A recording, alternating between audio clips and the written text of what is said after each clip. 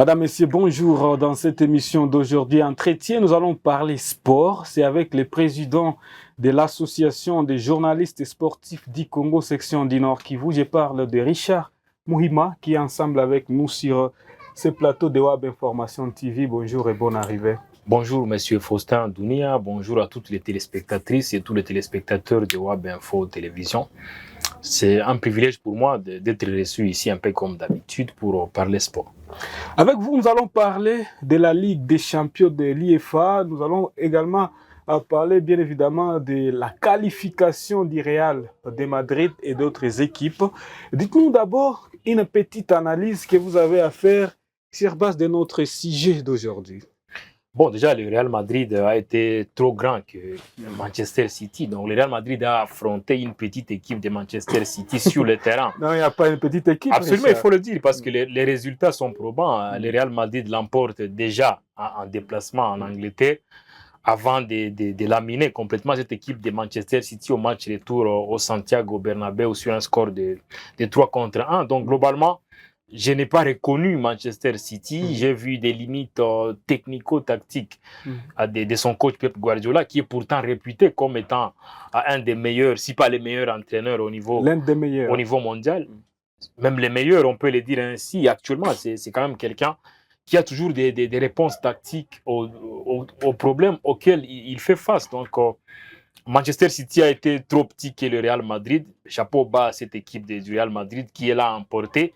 Porté notamment par sa vedette actuelle, Kylian Mbappé, auteur d'un triplé, qui a fait notamment pour le match retour. Très performant. Hein? Ouais, il est performant au meilleur de son art. En fait, je l'ai dit lors de l'émission d'avant match inaugural. Bon, le premier match, effectivement, le match aller. Kylian Mbappé est sur une phase vraiment ascendante. Il a commencé un peu timidement. Mais au fil du temps, il est en train de prouver de quoi il est capable. Donc, c'est lui qui porte le Real Madrid actuellement. Il n'y a pas de discussion. Donc, aujourd'hui, il a convaincu tout le monde. Et moi, je ne suis pas surpris parce que je connaissais les potentiels dont regorgeaient ces joueurs d'énormes talents. Pendant ce temps, quand même, il y a tout un collectif parce qu'aujourd'hui, il est plus utilisé comme avant-centre. Et pour qu'il puisse mettre des ballons au fond des filets, il faut qu'il reçoive au préalable de ces ballons-là. Et c'est pour ça que c'est tout un collectif. Des joueurs comme Federico Valverde, j'ai vu Aurélien Tchouameni également dans une grande forme lors du match retour. Il y a également d'autres joueurs quand même qui ont pu faire de leur mieux quand même pour rendre cette fête très belle. Kylian Mbappé a été bien évidemment sacré, bien évidemment l'homme du match. Dites-nous comment est-ce que vous avez à dire. Je pense qu'il n'y a pas de contestation dessus. Je pense qu'avec vous, on a longuement épilogué sur les récompenses individuelles, notamment la récompense des meilleurs joueurs du mois attribuée à Kylian Mbappé au niveau certainement d'Espagne. Pour le match retour, il n'y a pas de contestation. C'est lui seul qui bat pratiquement cette équipe de Manchester City. Il a mérité, monsieur Richard. Il signe un triplé avec un lob astucieux à la réception d'un ballon venant du jeune Asensio. La défense de Manchester City avec un Ruben Diaz qui était vraiment hors plaque, s'il faut le dire ainsi. Il s'est loupé dans son intervention de la tête. Et Kylian Mbappé s'est retrouvé seul au milieu des deux défenseurs. Et il a profité également de la sortie un peu hasardeuse du portier de Manchester City pour placer ses ballons au fond des filets. Et puis le deuxième but, c'était un régal.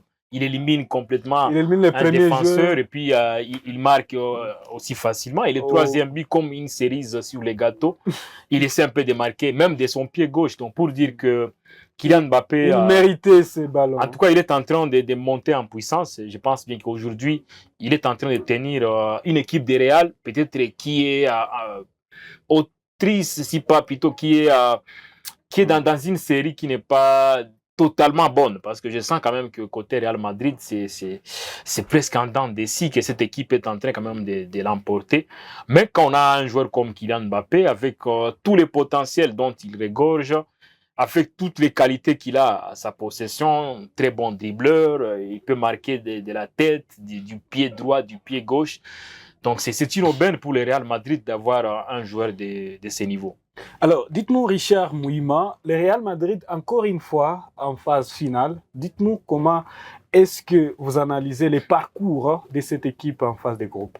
Moi, je pense que le Real a toujours un parcours un peu masqué. Donc, déjà, c'était surprenant de voir le Real Madrid jouer les barrages pour se qualifier en huitième de finale. Tout le monde, peut-être avant le début des compétitions, pourrait déjà mettre sa pièce sur le Real Madrid avec une qualification directe, comme ça a été le cas pour le FC Barcelone, Liverpool et même Lille de la France qui s'est qualifiée certainement en huitième de finale sans passer par les barrages.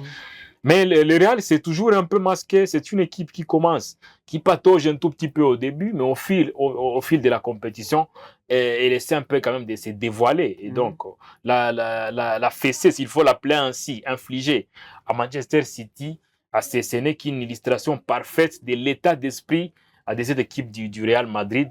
En tout cas, qui est en train déjà de faire peur. Parce que en attente du tirage au sort qui sera effectué ce vendredi à Nyon, nous sommes en Suisse plus exactement. Le Real Madrid peut tomber par exemple soit sur, je pense, l'Atlético Madrid ou Bayer Leverkusen. Et comme vous le savez, si le Real affrontait l'Atlético Madrid, ça reste un derby pour Madrid. Ce sera quand même, ce serait un grand match. Mais si, à l'inverse, le Real tombait sur Bayer Leverkusen, c'est aussi une équipe à ne pas minimiser. C'est une équipe à prendre trop au sérieux.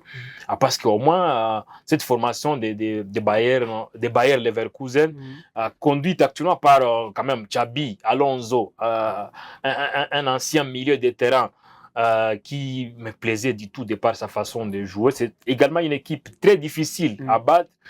Donc, ce sera quand même une bonne campagne pour le Real Madrid. Wait and see et attendons voir. On peut dire que c'est vraiment les tactiques du coach qui est vraiment réputé parmi les meilleurs au monde actuellement, qui ont fait à ce que cette équipe puisse y arriver. Bon, Carlo Ancelotti, à un certain moment, il était un peu hué par le public de Bernabeu. Il était poussé vers la sortie par le public madridiste, si pas les Madrilènes qui ne voulaient plus les voir à un certain moment. Parce que le Real Madrid, quand même, a enchaîné des prestations qui n'étaient pas du tout intéressantes. Et les fanatiques du Real Madrid et tous les sympathisants, ils n'étaient pas seulement déçus par les résultats in fine, mais ils étaient beaucoup plus déçus par les contenus des jeux proposés par Carlo Ancelotti. C'est pour cela que tout le monde était unanime de les voir partir. Mais vous savez, lorsqu'on est un grand entraîneur, on essaie un peu toujours de trouver des solutions aux difficultés auxquelles on fait face. Et c'est ce que Carlo Ancelotti est en train de faire. On sent également qu'il n'a pas été aidé à part son effectif parce qu'il y a quand même eu beaucoup de blessés dans l'infirmerie. Heureusement que le Real est en train de récupérer certains joueurs. C'est le cas de Rudiger qui a signé son retour lors du match d'hier. Donc pour dire quand même que Carlo Ancelotti est en train de se confirmer petitement, mais à l'allure où vont les choses, je pense qu'il y a trop peu de chances de les voir une fois de plus à réapparaître sur les bancs du Real Madrid la saison prochaine, parce que je pense qu'il doit également tenter d'autres challenges. Question pour lui quand même de prouver de quoi. Parce qu'au niveau du Real Madrid, il n'a plus rien à prouver. Il a déjà donné presque tous les trophées convoités à cette équipe du Real Madrid, mais quand même, comme vous le dites, tactiquement, il est trop réaliste. Et c'est moi ce qui m'impressionne, contrairement à Guardiola, à qui philosophe un tout petit peu. Lui, il est dans une certaine philosophie, aussi dans l'orgueil des grandeurs. Parce que quand on est Guardiola, on essaie un peu de tenter les choses. On s'est dit, non, Erling Haaland, pour ce match, vous êtes à côté. À Kevin De Bruyne, vous commencez sur les bancs. Ça, ce sont des histoires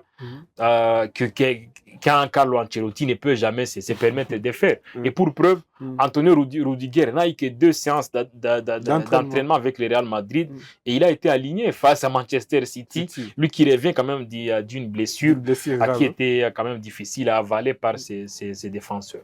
Alors, Richard Mouima, dites-nous, vous avez suivi les matchs d'hier. Qui étaient bien évidemment les joueurs de révélation selon vous? Bon, en fait, je l'ai dit, malheureusement, je vais une fois de plus revenir sur un nom qui est en train de me convaincre. Et moi, je pense que ces jeunes, ça reste quand même l'avenir, le présent et l'avenir du Real Madrid. C'est les jeunes Asensio, les jeunes défenseurs. Et ce qui est surprenant est que comme les petits Koubarsi de FC Barcelone, il n'est pas de grands gabarits. comme Asensio. Vous savez, les jeunes Asensio, avec ce qu'il est en train de dégager sur le terrain, il n'est pas de grande taille, il n'a pas un grand gabarit, mais ce qu'il est en train de produire sur le terrain, en tout cas, ça me convainc. Et moi, je pense bien que c'est quand même un jeune sur qui le Real Madrid peut miser.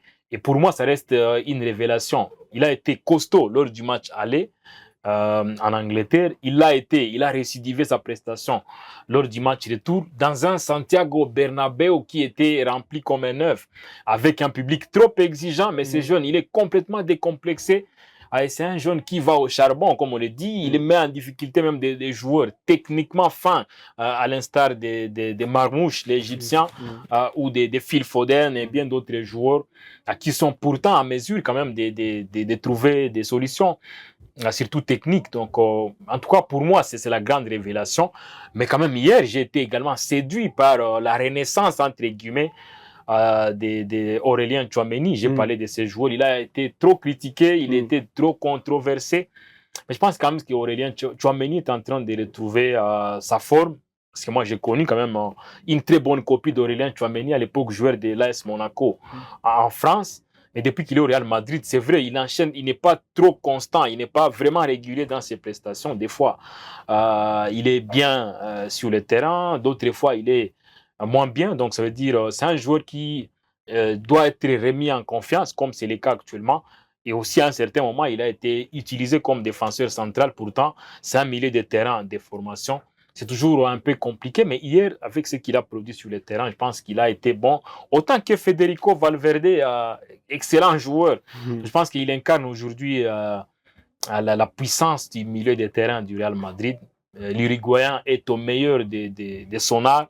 Et il est en train quand même de porter cette équipe du Real Madrid. Et moi, je pense bien que c'est quand même, il y a beaucoup de joueurs qui se sont révélés, mais s'il me faut citer ces 3 ou ces 4 joueurs-là, je mets beaucoup plus ma pièce sur les petits Asensio. J'ai été séduit par Aurélien Tchouaméni et Federico Valverde, aussi sans pour autant parler de Kylian Mbappé et les jeunes Rodrigo. Donc voilà, je ne saurais pas citer tout le monde, mais Asensio, c'est quand même quelqu'un qui me séduit. Pour moi qui aime les beaux jeux, parce que bon, lui, il doit patienter parce que certainement. Mais il est bon, ce gars. Ouais, mais il y a une forte concurrence au niveau de son poste. Il lui faut quand même patienter. Mais il a un gros potentiel, mais vous savez, le football, c'est aussi la patience. C'est aussi la patience. Donc, sur son poste, il y a beaucoup de pièces de réchange, comme on le dit. Et il lui faut quand même temporiser. Est-ce que c'est parce qu'on ne lui donne pas aussi beaucoup de temps de jeu? Non, mais c'est tout à fait normal. Vous savez, en football, c'est toujours difficile, comme par exemple, de prendre la place de Kylian Mbappé ou de remplacer Vinicius Junior ou les jeunes Rodrigo. À chaque fois qu'on lui donne le temps de jeu, il montre quand même de quoi il est capable. Bien Dernièrement, il a marqué, il a fait un doublé. Il ne peut que se contenter de ça. Dans un premier temps, c'est ça. Donc, le football, c'est la patience. Même Lionel Messi, quand il est arrivé au FC Barcelone, il a beaucoup patienté pour jouer.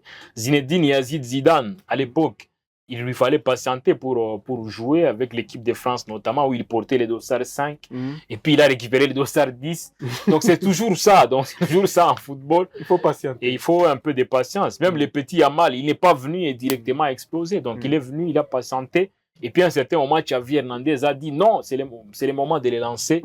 Il l'a lancé aujourd'hui, il est en train d'exploser. Donc, au football, il faut toujours de la patience et attendre les bons moments pour essayer un peu de prouver de quoi on est capable. Alors, Richard Mouima, dites-nous, quels sont les facteurs clés qui ont fait à ce que cette équipe du Real Madrid puisse encore une fois se qualifier, mais aussi, est-ce qu'on peut dire les facteurs actuels, disons dit, leur effectif actuel, est-il vraiment solide? Qu'est d'y passer? Moi, je pense que je dois mettre toutes ces questions, je vais former une seule question pour ces 2 volets, parce que vous savez, en termes de réponse, le Real Madrid, c'est une équipe qui maîtrise cette Ligue des Champions. Et d'ailleurs, quand le Real Madrid achète un joueur ou recrute un joueur, la première des choses, on l'amène dans la vitrine du Real Madrid pour essayer un peu de voir le nombre de trophées du Real Madrid. Donc, pour dire, c'est une équipe vraiment particulière à qui sait réagir toujours au bon moment. Donc la Ligue des Champions, c'est son affaire, comme on le dit en Côte d'Ivoire. Donc c'est l'affaire du Real Madrid. Et que cette équipe soit bonne ou moins bonne, on sent toujours cet esprit Ligue des Champions dans les joueurs du Real Madrid. Donc ça a été le cas certainement. Et d'ailleurs, pour les joueurs qui ont été alignés hier, je pense qu'il n'y a que 2 qui n'avaient jamais remporté la Ligue des Champions. Je pense que c'est Kylian Mbappé et le petit Asensio. Mais pour le reste, ils ont déjà goûté à ces trophées aux grandes oreilles, comme on l'appelle. Donc le Real Madrid, c'est cet esprit réel.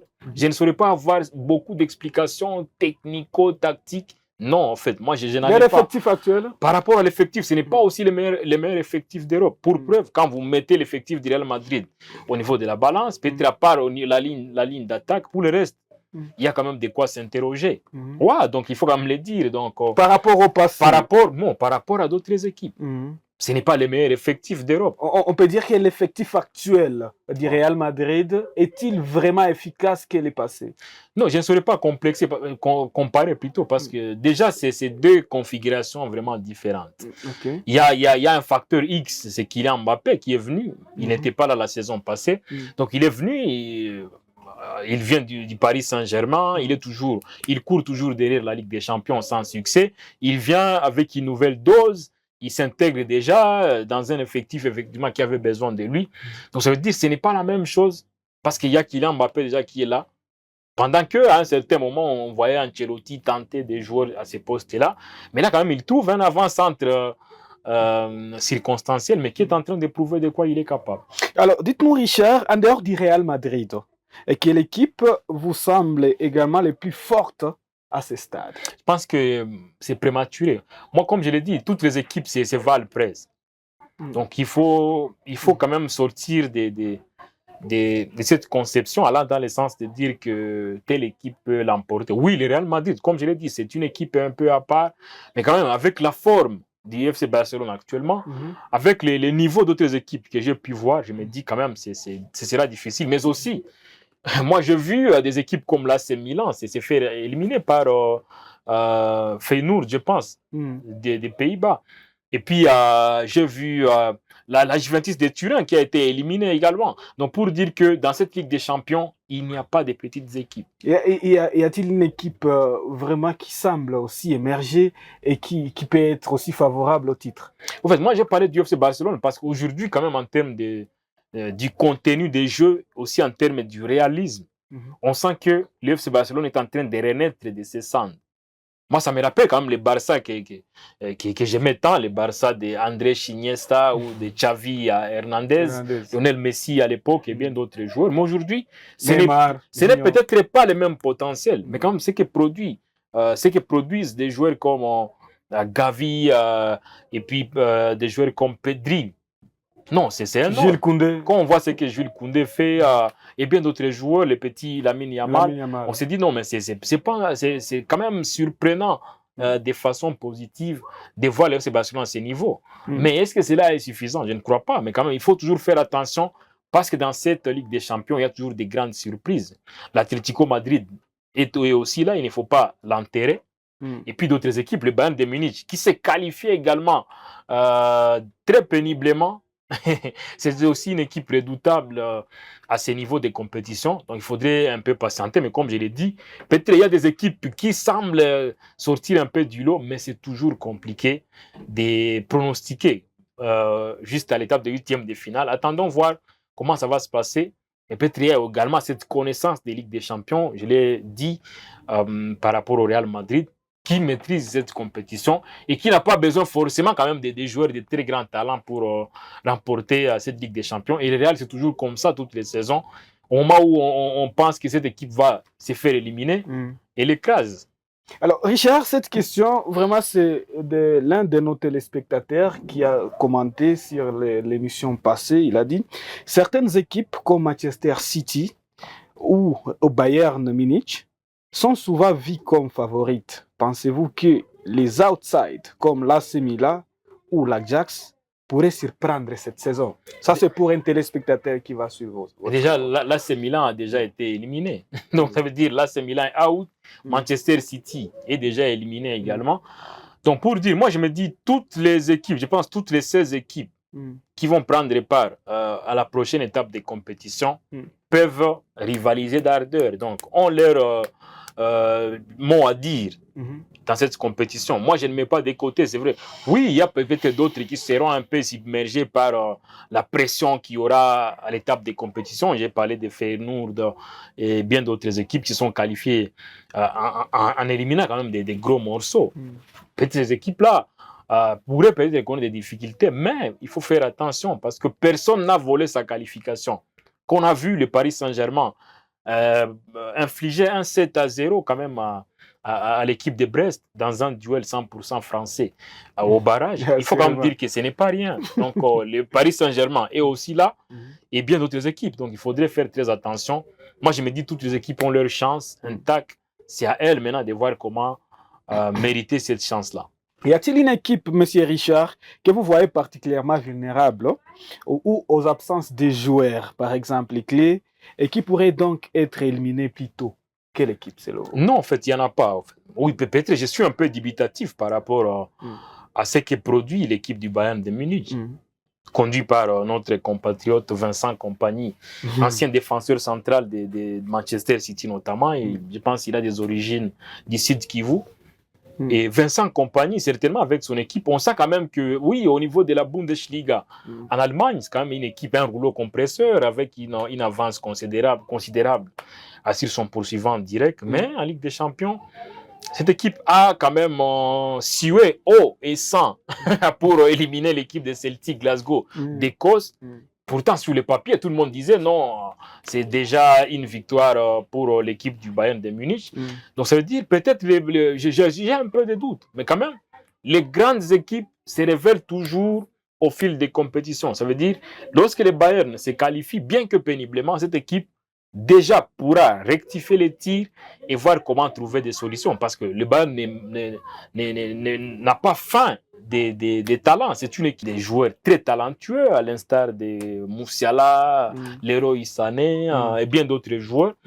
Mais quand même, ce que j'ai pu voir, c'est tellement compliqué. Par rapport à la question, je l'ai dit, donc il faut toujours ne pas confondre l'étape passée à l'étape qu'on va entamer. Ce sera le 8e de finale. Et là, on sait que c'est la mort subite, comme on le dit. Soit ça passe, soit ça casse. Vincent, vous dites qu'il a des origines, qu'il aurait bien évidemment les origines Pas qu'il aurait. Il a des origines congolaises. Non, en fait, son père, je pense, il est originaire de la RDC. Sa mère peut être européenne, mais lui, son père est originaire de la RDC. Comment vous l'avez su? Non, en fait, Vincent Kompany, c'est justement, il faudrait vérifier, mais c'est un Congolais originaire de la province du Sud Kivu, si je ne dis pas de bêtises. Mais ce qui est sûr est que c'est un binational, qu'il faut l'appeler ainsi. Il a passé tout son temps en Belgique notamment, où il a évolué avec l'équipe nationale de Belgique. Mais ce qui est sûr, c'est quand même quelqu'un qui est en train de se créer un chemin. Imaginez quelqu'un déjà pas trop expérimenté dans le monde du coaching. Une fois lancé, il a déjà la chance de diriger une équipe de la trempe de Bayern de Munich. Ce n'est pas quand même réservé à tout le monde. Pensez-vous que c'est un atout pour la République démocratique du Congo avec son équipe, les Léopards? Non, atout, comment? À quoi il peut nous aider? Non, en fait, je pense qu'il suit ce qu'il se passe de loin, un peu comme tout le monde. Selon vous, il a quand même des oreilles qui sont bien ouvertes sur ce qu'il se passe au Congo. C'est peut-être à nous, vous savez, des fois, nous, au niveau de la RDC, on a toujours du mal à approcher ces genres de personnes. Pourtant, elles sont toujours importantes, ces personnes-là. Donc, par exemple, il peut nous aider à quel sens? Non, mais moi, je pense, j'ai participé il y a de cela 2 ou 3 ans aux États généraux des sports, certainement aux États généraux des sports à Kisantu au Congo central. J'étais parmi les panélistes et il y en avait 120 panélistes au niveau de la RDC, mais il y a d'autres qui sont venus d'ailleurs. Mais j'étais surpris parce qu'on nous a amené un ancien président de l'Olympique de Marseille, on nous a amené des gens qui ne connaissaient pas peut-être trop le football congolais, mais il y a également des valeurs sûres de la RDC, peut-être qui peuvent apporter à leur contribution. Donc moi je pense que sur ce point, il faudrait peut-être réfléchir davantage afin d'apprivoiser davantage tout le monde qui a une nationalité congolaise pour le bien de notre football. S'il vous plaît, quel type de performance ou de changement tactique voyez-vous comme essentiel pour les équipes qui souhaiteraient vraiment rivaliser pour les titres? Bon, déjà moi je pense que par rapport à la tactique doit être taillée sur mesure. Donc la tactique est mise en place en fonction de l'adversaire. Je l'ai dit, les tirages au sort, c'est pour ce vendredi à Nyon, en Suisse. Et les équipes vont se préparer tactiquement en fonction de leurs adversaires. Donc j'ai dit, potentiellement, les Real pourraient affronter soit l'Atlético Madrid, son éternel rival de Madrid, ou le Bayer Leverkusen, à moins qu'il y ait surprise ou cataclysme. Mais c'est ça, justement. Donc ça veut dire que le Real pourra se préparer lors des huitièmes de finale en fonction de l'adversaire.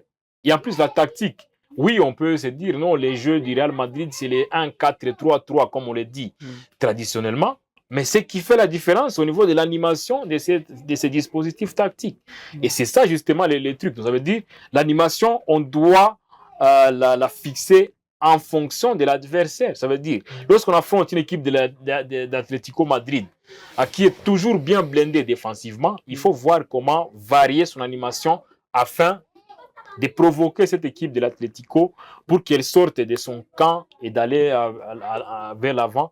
À question quand même de laisser de l'espace derrière. Donc voilà, donc ça veut dire jusque-là, il faut patienter les tirages au sort et je pense que les coachs vont se préparer en fonction des adversaires. Selon vous, Richard, dites-nous, c'est quoi l'équipe qui est favorite au titre jusqu'à ce niveau?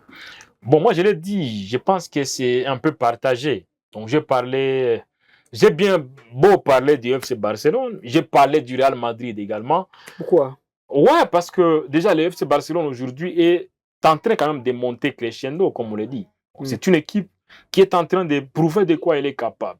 Je pense que dans tous les compartiments ou presque, le FC Barcelone a des arguments. Le Real Madrid, c'est au niveau de la connaissance de la Ligue des Champions. Et plus la compétition monte en intensité, plus le Real Madrid est mordant.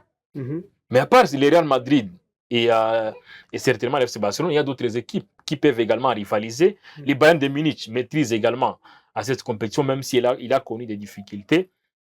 Et bien d'autres équipes, donc il faudrait faire attention. Selon votre analyse, vous qui suivez toujours comment est-ce que la compétition évolue, dites-nous, quelles sont ces deux équipes qui peuvent vraiment, qui ont cette chance d'arriver à la grande finale? À l'heure actuelle, c'est difficile. C'est difficile, donc, de le dire, il y a encore... Mais vous suivez très bien la compétition. Oui, mais c'est tout un parcours des combattants. Moi, je l'ai dit, la Juventus de Turin a été éliminée par Feyenoord.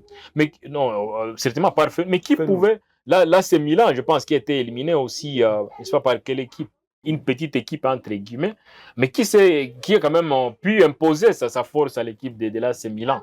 Imaginez déjà, on est au huitième de finale, AC Milan éliminé, Juventus de Turin éliminé également. Bon, Manchester City est tombé sur un cadeau, éliminé également. Donc ça veut dire c'est une compétition toujours compliquée et très relevée. Mais c'était prévisible que Manchester City soit éliminé. Mais pas prévisible, par exemple, pour la Juventus de Turin, avec tous les recrutements qu'il y a eu au niveau de la vieille dame. Tout le monde s'attendait à une qualif de la Juventus. Là, c'est Milan. On sait que quand même aussi c'est parmi les équipes les plus titrées de cette compétition, mais cette équipe a été éliminée. Quels sont les joueurs qui faisaient peur, surtout à Juventus de Turin? Non, en fait, ils ont recruté quand même, pour moi, c'est l'un des meilleurs latéraux, l'un des meilleurs arrières qu'il y a au monde, Kyle Walker. Il est venu de Manchester City. Donc ils ont quand même mis, ils ont cassé la tirelire, comme on le dit, pour quand même c'est taper un joueur de la trempe de Kyle Walker. C'est pas pour un tourisme en Ligue des Champions. Donc il y a d'autres joueurs certainement qui ont été appelés par cette équipe de l'AC Milan, mais cela n'a pas été suffisant pour poursuivre la compétition. Et aussi c'est ça la beauté du football, parce que comme disent toutes les grosses têtes, les grosses intelligences, pas toutes, mais la plupart des grosses intelligences, le football c'est une science inexacte. Donc des fois on peut bien préparer sur le papier, oui on va battre 5-0 telle équipe, mais sur le terrain la réalité est tout autre. Donc c'est pas toujours exact, c'est toujours une discipline hyper difficile à pratiquer et voilà, il faudrait toujours avoir suffisamment de ressources. Et comme vous-même vous avez déjà été coach un jour, hein? Et aussi ancien défenseur central. Bon, c'est vrai, ancien défenseur central amateur, mais j'ai quand même eu à jouer au football et j'œuvre dans le monde du football depuis plusieurs années. Vous avez coaché l'équipe de l'Union nationale de la presse du Congo et vous avez remporté la coupe pour la première fois. Et avec des joueurs comme vous, notamment. Et latéral numéro 2. Ouais, numéro 2, des fois en difficulté sur les côtés. Mais ce qui est sûr est que quand même, on essaie un peu de parler du football parce qu'on maîtrise tous les méandres, tous les contours qu'il y a certainement sur le football. Et c'est une bonne discipline, mais des fois c'est compliqué. C'est compliqué, rassurez-vous. Je vous ai parlé des Bayern de Munich. Cette équipe a eu chaud, sérieusement chaud pour se qualifier. Pourtant, tout le monde connaît la puissance financière du Bayern de Munich, l'investissement qu'il y a pour cette équipe-là. Mais face à des équipes peut-être du deuxième tableau, on sent quand même que le Bayern a eu des maux de tête. Voilà, c'est avec cette petite parenthèse que nous avons ouvert pour un peu sourire avec notre invité de cet avant-midi qui nous tirons les rideaux de cette production d'aujourd'hui. Richard Mouima est notre invité de cet avant-midi. Je m'en vais lui demander sa conclusion avant de mettre fin totalement sur cette émission. Bon, je pense que la conclusion n'aura lieu qu'après le tirage au sort. En passant temps, c'est vendredi, pour le tirage au sort. Tous les regards seront rivés vers la Suisse pour certainement voir et suivre les verdicts, si pas la sentence, comme on le dit, qui proviendra de la Suisse. Et puis à la fin de ces verdicts-là, on sera fixé sur les confrontations. Et là maintenant, on pourrait peut-être s'amuser à tenter ou à parier. Malheureusement, moi, je ne suis pas trop fan de paris foot. Mais quand même, les gens vont parier en fonction de ce qu'il va se passer. Mais je pense que personne ne va mourir. Donc, le football, c'est ça. On peut gagner, on peut perdre, on peut faire un match nul. Et puis, c'est ça aussi la beauté du football. C'est ça l'ambiance. Ouais, c'est ça l'ambiance. Le football, c'est toujours... Le football est fait d'abord pour ça. Ok, Richard Mouima, nous sommes à la fin de cette émission. Et donc, vous promettez déjà une émission la semaine prochaine pour analyser le tirage au sort. Ce qui sera ressorti du tirage au sort, ce sera pour la semaine prochaine, n'est-ce pas? Inch'Allah. Inch'Allah. Madame, Messieurs, nous sommes à la fin de cette émission. Travaillons toujours au service de la nation parce que la vie s'envole comme un oiseau, mais nos œuvres dire pour toujours. Je vous laisse tout en sachant que ce Congo changera grâce à vous. Au revoir.